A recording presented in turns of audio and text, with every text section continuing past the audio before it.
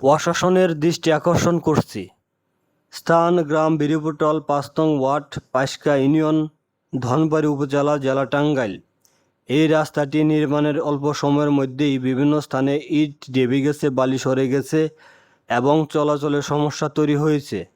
স্থানীয়দের দাবি, ইতিমধ্যে একাধিকবার মেরামত করা হলেও সমস্যার স্থায়ী সমাধান হয়নি। আমাদের গ্রামের একজন বড় ভাই তুহিনুজ্জামান তুহিন বিষয়টি নিয়ে প্রতিবেদন প্রকাশ করেছেন।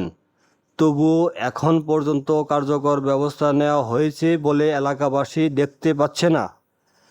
আমরা সংশ্লিষ্ট কর্তৃপক্ষের কাছে বিনীত অনুরোধ করছি, দ্রুত সরজমিনে তদন্ত করে নির্মাণ কাজের মান যাচাই করুন।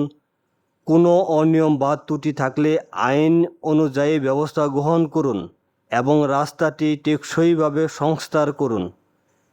এটি কোনো ব্যক্তি বা প্রতিষ্ঠানের বিরুদ্ধে অভিযোগ নয়, এটি সাধারণ মানুষের নিরাপদ চলাচলের স্বার্থে একটি ন্যায্য দাবি।